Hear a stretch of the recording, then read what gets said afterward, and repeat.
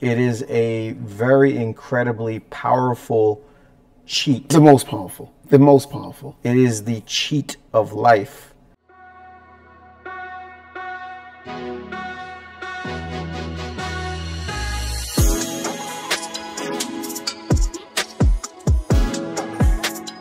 So we just basically, with the discussion, is just kind of like magnifying or putting the emphasis on what we know to be true, because there is no line between imagination and reality. It's the same. What we've come to understand is you create from your imagination the reality that you desire. Right. So you speak it in. You speak it into existence, and the world around you actually moves according to your commands. So what do you call that? So what do you call my world created? I think it's a virtual reality that becomes your reality. And I think we don't really look at it from a virtual side. No, we can't. Because we trust our senses. We trust our senses, but our senses are deceiving us. They are, right, but we've been taught to trust our senses. So if you can touch it, it's real. However, everything in creation was what you couldn't touch first. It was the non-temporal, it had no body, if you will. It had no, it wasn't atoms or anything. It was just from the imagination, and that was more real than space or void. Okay, I could see that. So then, what are our senses? Like, so if you dig deep, you go, okay, what do we actually? Because if I eat a piece of chicken and you eat a piece of chicken, we're both using our taste senses, are we not? We are. But we do not both taste the same thing. It's according to our perception. Exactly. And you see, I think that's the interesting part, because it's the perception. I think that we came here into this time-space reality, this earth, this world, from this non-physical place. Absolutely. Right? And some people would call that heaven or euphoria or something, whatever. There's paradise. Many different religions, many different ways to classifications. look at it. Classifications. Yeah. So we'll just call it non-physical. Right. We're physically embodied in these vessels that allow us to taste, touch, and feel, to decipher the vibrations that are within our world as our senses. Now, right? But it's coming back from perception of what it comes like, it's the perception of the contrast of what we are experiencing, right? Correct. So the taste of that chicken for you may be something that you do not like. Right. For maybe you prefer steak. Right. And that's your favorite. Versus me, I might love chicken. And to me, I'm like, I love that sense, that taste, and I want more of it. Okay. So I will savor that.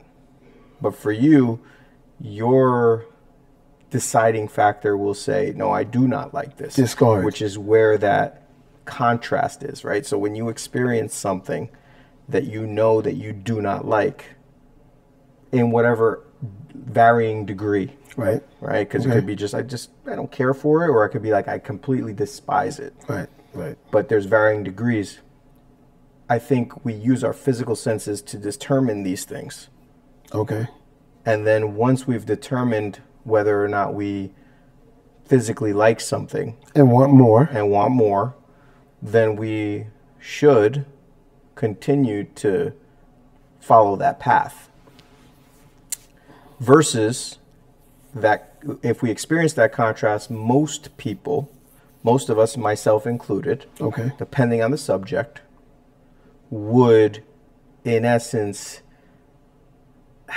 what would be the word to say? Instead of looking at it from a positive perspective of saying, I know what I don't want, which now causes me to know what I also do want. It should, but most people stop with the I know what I don't want. Correct. And they don't feel the rest of it, so therefore they don't have the rest. They don't create it. They don't. and again, I'm guilty of this on different Well, I think discs or I think we subjects. all are to a degree, but here's the question that begs an answer. Where did it all come from? Because if it's based on perception, if it's based on this is okay, so I love steak, and we're taught to use our senses, it's almost as if we were, if you will, downloaded with certain degrees of information, or just kind of like cells to, okay, this is what this is going to be used for. But in a non-physical sense, was there a taste of steak? Was there a feeling of water? So in essence, But see, I think that's the key, is that we came forth into this. I'm going to call it again, time, space, reality, space, exactly, yes. which has physical time and space and dimension. Right. It's now. Parameters, or now, if you will, or the laws. The laws Certain of the, laws, yes. Right, right. So what we Like again deem gravity. reality, Yes. right? The physical Yep. touch, Right. and everything, the feel. Because we're so used to that, we think that that is our guide, our parameters to operate in. But I think when we came to this time, space, reality, we came here and we set forth to enjoy those things, to decipher those things, And to for create. ourselves, Right. so that your perception of your likings are going to be different than my Because I like navy blue, and you like, and we came here to be ourselves, to be original. oh boy, we've gotten away from that. Yeah, We've gotten away from that. we really have, because I think most people are looking to comply with our surroundings. The herding, yes. And we've assimilated, if you will, toward the herd. Whatever the herd likes, we don't want to, if you will, be an outcast. We want to be accepted so much. But the thing that makes us really who we are is our uniqueness. Our Correct. ability to do things differently as no one else, because it's a known fact with 8 billion people that are presently alive in the world, not counting those that were alive prior and those that will be alive later. We all have different fingerprints. That's how unique we are. Exactly. And yet, people often want to be, if you will, similar or identical to others. And for what reason? Because, they say, never mark someone's existence in this time, space, reality, or the things in which they have. Never really hoard them or want them, because your walk is completely different.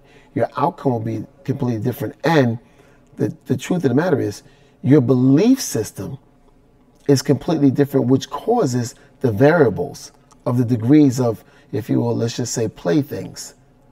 Money and houses and cars. All those are playing things that we somehow like harness and learn to use some, and then others don't. And they envy and they become jealous, not recognizing that, like you said before, we all came into this space in the same place. Like, we all came with the same ability. Yeah, and I think that that's the part, is that we, for some reason, think that we live in a zero-sum game. Right. You know, and we think that because you're winning, I'm losing. Right. Exactly. Yeah. Like, only one of us There's can. no thoughts or understanding that you could be winning and I could also be winning. Right. As well as the other, how many billion people on the planet? 795 million, yes. Oh, But there 7 you billion, go. right. Because, So- like you said, because we're not necessarily thinking that I can do it also. And we Correct. become jealous and envious. And as soon as you become jealous and envious, you almost really shelf your own ability. You do. Because I think that there's an abundance for each and every one of us. Right. And I think that if we can kind of get back to the basics of why we came. You know, it's funny because I had a conversation. I was actually reading a book with my son. You know, he needed to get some time in to read, and Okay. I was in the middle of reading one of my favorite books, Ask and It Is Given. Oh, yes, You've yes. I've read right? that. I've read that, yes. So we kind of went, and I've read it twice. Maybe Oh, it's more. a must read. It's a must read. Every time you read it, there's always Different nuggets. yes. And there's certain things that I never even saw before. Even in the first few pages, and I was just like, are you kidding me? Like, I didn't notice this. But you know why, right? Because you're given or exposed to more when you're apt to receive more, because you recognize there is more. It's always been in front of you. The same pages have been right there, but the level of acceptance that, wait a minute, it's kind of broadened to say, you know what, people that stay in their own general neighborhood, as opposed to saying, I don't have to get on in a car and drive, I can get on a plane, which the world has always been the world. The depth of it has always been, but most don't really go beyond that. So therefore, their imagination, right. Can you sum that up in another way? Well, I'm suggesting that you have more when you recognize there is more to be had. Right. And here's the catalyst. You have more when you recognize that you can create more. Right. And, That's that's what it was. So my son and I were reading a part of a chapter. Okay. And we kind of went over the basics because my son's been wanting a dog. Right. Oh, So- mine too. And his mom and I like dogs. Love but 'em. There's a certain level of responsibility that comes Absolutely. with a dog, and I feel really bad for not giving him a dog, but at the same time, I don't want that responsibility. They're children that never grow up. Exactly. That's what I always say. And I feel that my son is going to play with him for a few days, and then He's just around, off to myself or my wife, Right. for the rest of the efforts. But anyways, I don't want to restrict my son from thinking that he could achieve what it is that he desires. Okay. And so we started to read the book. And as we were reading one of the chapters, it talked about the title, Ask and It Is Given. And I asked him, what does that mean? And he thought, well, I'm going to ask you and you're going to give it to me. And I said, no, that's not what that means. Initially, cover, face value. Face value, that's what it meant. And I said, no, I don't think that's what it means. And we read a little further, and it was interesting because he started to understand that it wasn't him asking me, Right. his parent, or any outside source in this reality. It was him asking himself for this thing that he desired. And then it started to dive into, and I was actually pretty surprised how quickly he picked it up. Wow. But yet I understood why, because we forget when we come here to this planet, when we come from this non-physical, because we all come from non-physical. Right. And we return back to non-physical. Correct. And when we come from non-physical, we immediately forget our connection to that version of ourselves. Which, to be honest, does add to fun, because what's the sense of having all the answers to an exam? True. Like, you pass the exam, but you also miss out on the whole nail biting, the whole thought process, and everything that it entails getting to the right answer. And that feeling that you get, and I'm sure you experienced it when you took exams and you got like a 97 on it, and you get that feeling like, you miss that if you have all the answers. Yeah, it's like the cheat. It's like playing a game with a cheat code And it's on. kind of like, After a while, it's no longer fun, and you put it down. Yes. And I think that's a couple steps ahead of where I was actually going to say, but please remind me to get back to that subject. Absolutely. Because, so again, with my son, he really wanted a dog. So as we were reading, we kept substituting the desire portion with the word dog. Okay. And as we were substituting it, he was more interested to understand, because he knew his mom was not getting him a dog, and his dad was not getting him a dog. But yet he understood that if he could understand what was going on in these few pages, that it was telling him that he could ask for and receive a dog. And I told him that asking was more powerful than me or his mother saying no. It's super. And I was telling him that I hope, for my sake, that he doesn't exercise it. understand. Right, exactly. I Yes. didn't want him to Yes. understand Right. because I didn't want him to be more powerful than his father telling him no. That is right. And you know what? You hit the nail right on the head because, going back to the root cause of why so many individuals look to push that, the mindset is about control. Because control. If I can control what you feel you can do, then I can, if you will, lord over you with certain things. I can kind of exercise my power to say, look, I have this, you don't. Acquiesce to whatever my request is. Do what I'm asking or telling you to do, and I'll give you some. It's control. It's power. Yes, and the earliest form of that is with our children. It's very interesting because as you saw, it was a natural state for me to not want a dog and not want him to receive that. Now I want my son to have whatever he can create for himself, and I want to give him the best of everything. But there's going to be certain selfish things that we as human beings are going to say that we don't want or we do want. Well, I think that maybe we should introduce and say, hey guys, we're just having a conversation about LOA and the world that we can create. Just welcome to everyone who's tuning in. Welcome to everybody that's watching the rebroadcast. This is the one and only Mr. Nomad. I'm T Speaks, and we're just kind of like hanging out, just having a conversation. It's interesting because your son, if you will, already did it because you're not aware of it, but a little while ago, you said for the longest he wanted a dog, as if it was past tense and he has the dog already. Very suggestive of that. I don't know if you said, I don't know if you recognize that. I didn't recognize it. I picked up on it. So it's like, and you can, if you will, superimpose your will, not on a person, but within the universe, because it is waiting as a baby, waiting for the child to be put in them so they can produce something. So it's waiting for your command. And I think that your son is on the cusp of really doing it. And this is the thing. And you don't know this, but my sons also desire a dog.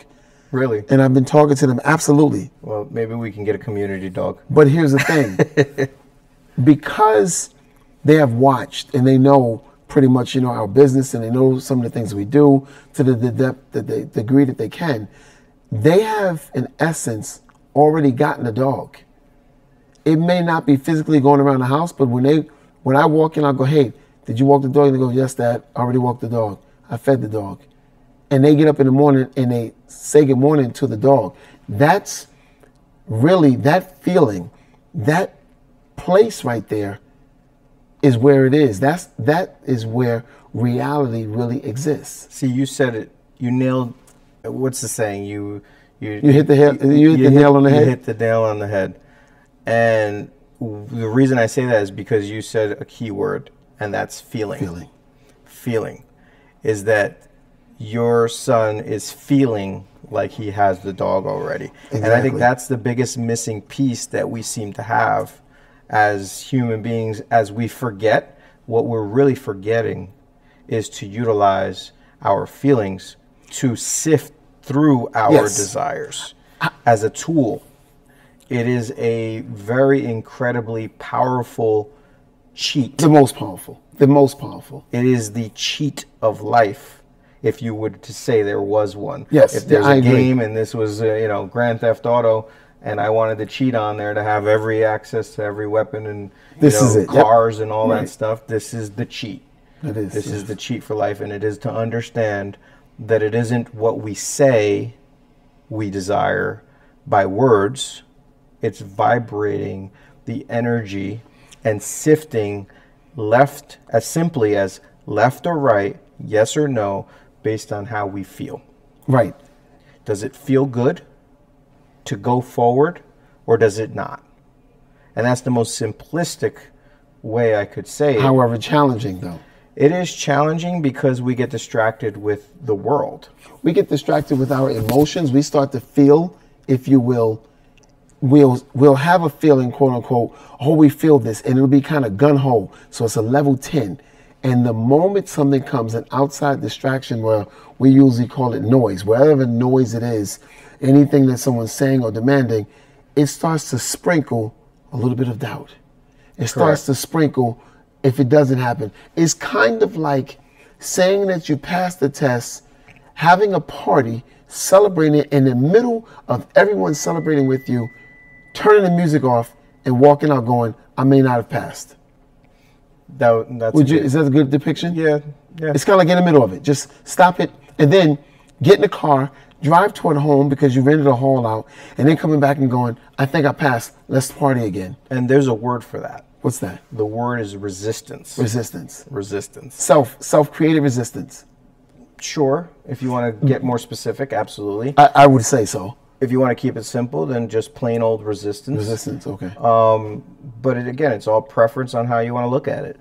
But if the basics is we are predominantly surrounded by well-being. It's our natural state when we were born. Even prior to being born, this non-physical that I spoke about. Right. We were focused beings, and we were always surrounded by this well-being. Now, when you say well-being, elaborate on that for me to a degree. So, well-being is things are always working out.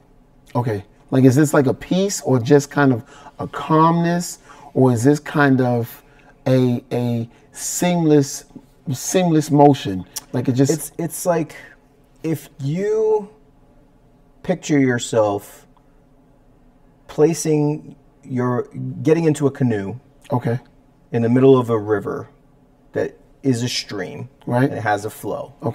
Okay, not just a stagnant lake, but a river. Okay. All right. Not saying it has to be intense, but it can just be a small trickled flow. Right. And if you place yourself there with no oars, the natural progression is to go downstream.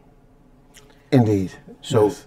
Even if you were to point your canoe upstream, right, if you aren't pushing against the current, at that point it would be difficult to push against it. But it would be. Right. But we do that metaphorically all the time.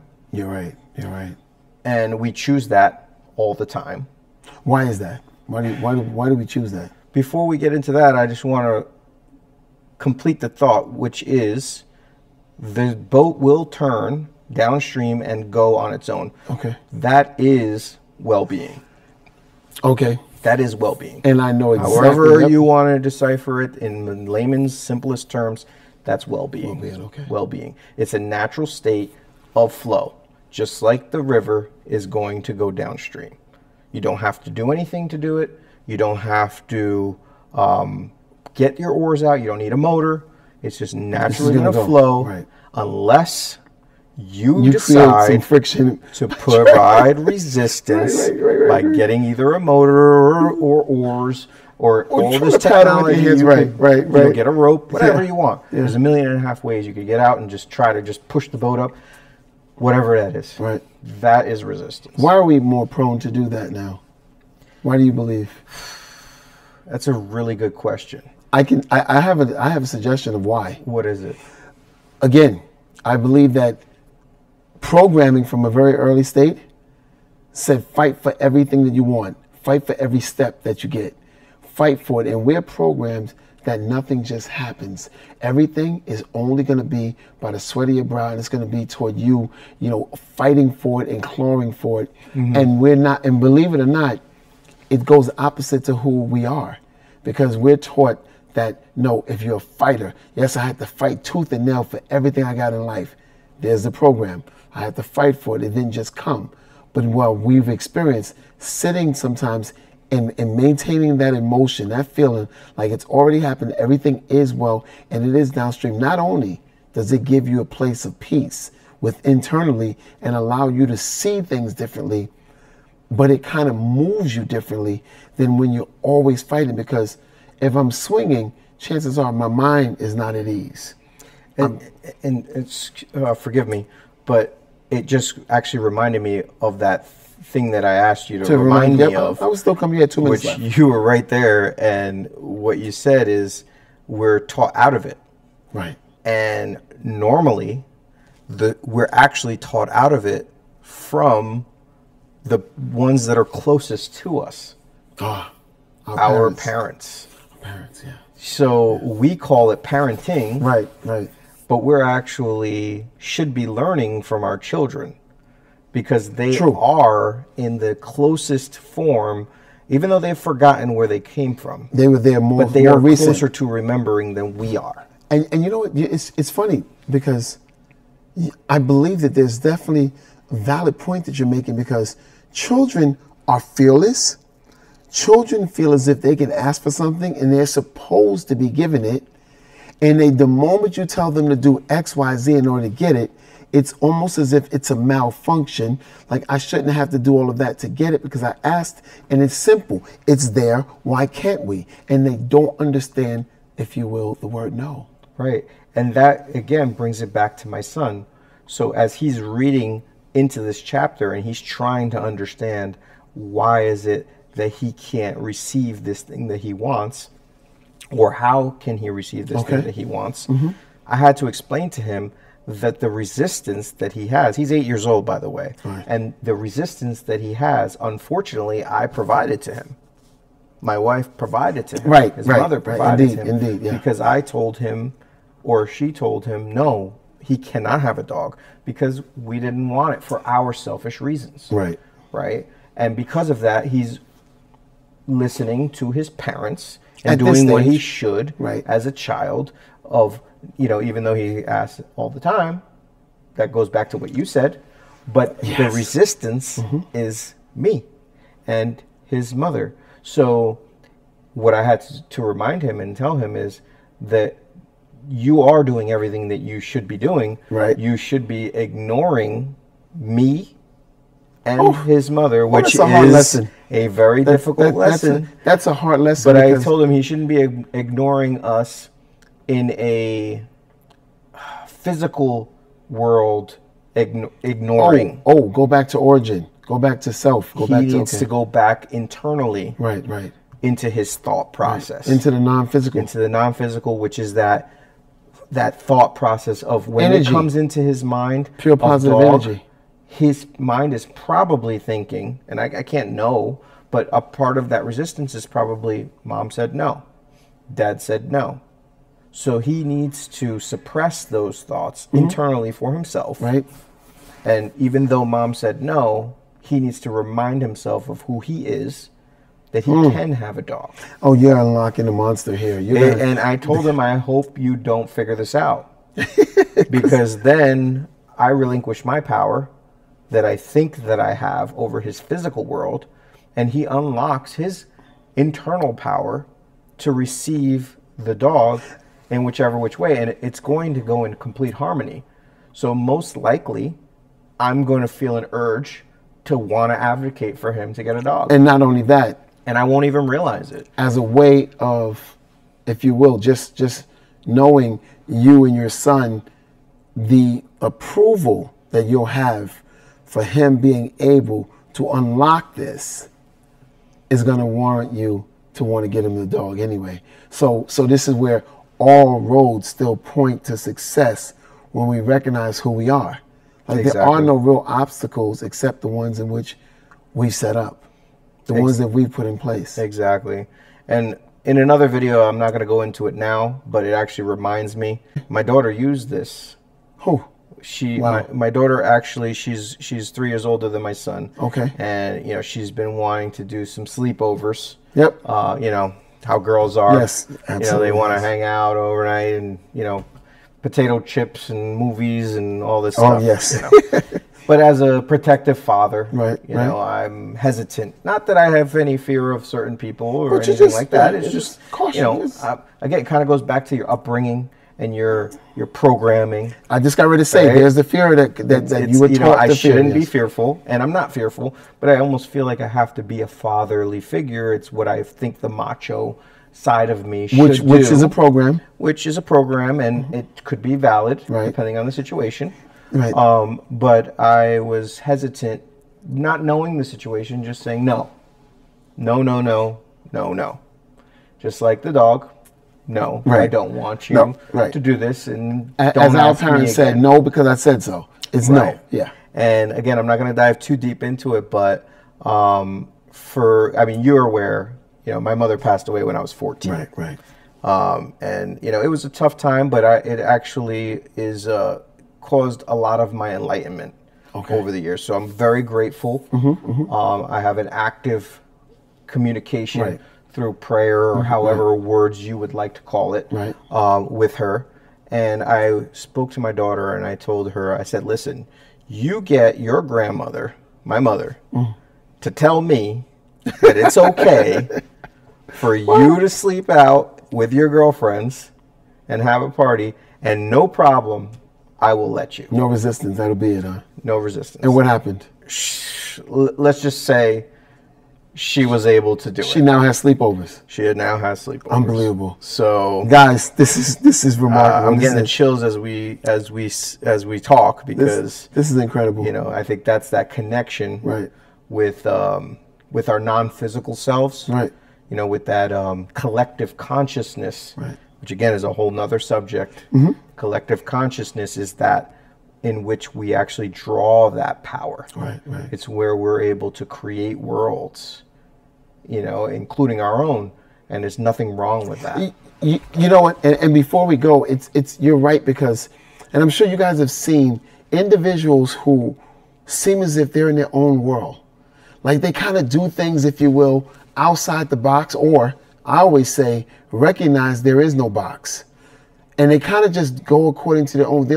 They have their own beat, internal drummer that they beat. That's a world that they've created inside. And it almost is, if you will, like you said, a world inside of a world, and they don't kind of care what everyone else's world is doing. They have theirs, and they are in, I guess, not only downstream ease, but they're in like euphoria. They have peace because they just don't have the outside distractions. I think this is definitely a topic that we should speak about again on one of our next broadcasts, in terms of how to get that, because right now there's a lot of noise. There is. There's a lot of noise going on in the world. Thank God we got over the hump over, the COVID, and so we're grateful for that. But there's still a lot of things that we're contending with right now, and a lot of, if you will, fear and anxiety and stress, and just people wondering and questioning, which way do I go? What do I do? And I think that the self wants to get back to that peace. Yeah, that's the natural state. To that peace. As we spoke before, it's well-being. It's downstream. It's the downstream. And the beauty of it is, by default, we will always flow downstream. When we sleep, we're going downstream. We close our eyes. That's another subject, meditation. It allows us to automatically go downstream. So because we quiet everything outside. We quiet it. And we even start listening to our own heartbeat. As if it's the non-physical listening to the physical. Exactly. Because this is deep. I tell you, I am full. This has been a very great conversation. I can't wait to do this again. I hope you guys have enjoyed it. I mean, I hope so also. I mean, it's definitely, to actually let it out, unfold naturally in a great conversation, because look, there's so many new doors that have opened in possible conversations as we go forward, just because we opened one other door. Just because you didn't accept that there was no door, that there was a door and it couldn't be opened. We recognize that you can open the door, and you can continue opening to your heart's desire. Exactly. And we were meant to get what we desire. It's the resistance that, would you say, that we put in place? We put the resistance in place. Exactly. Wow. Exactly. Wow. And this is great. Doesn't take much to break it down. Well, that's another topic. It is another topic. Let's talk about that next time. It's the difference between simple and easy. But if it were that easy, then you wouldn't have people prematurely gray, people who, with stress. That's why I have my walking hat around, walking around and all that. And it's a lot going on. So why don't we discuss that next time? Guys, hopefully you enjoyed this conversation. And this is the world created, your world created, and my world created. And each one of us are in our worlds, but they're to where we can see and interact with one another. Leave us a comment. on what is it that you felt spoke directly to you, what you'd like to hear us discuss more in depth. And by no way are we suggestive that we're experts. No. We have delved into this a little bit more than I guess the average person, only because we recognize it is there and we refuse to accept what was given and purposely decided to go out there and get what was already ours. So reject the program. I would change the word get to allow. Allow. Okay. But Allow. Yes. No, go with most allow. people would resonate with get. But I think as we progress, we'll realize again, it's There you more go. of that allowing. And This has been it. You know what? And it came to it. Elevate your life. I'm T Speaks. Mr. Nomad. We'll see you guys soon. Be good. And until then, elevate your life. It's the only one you have. Take care.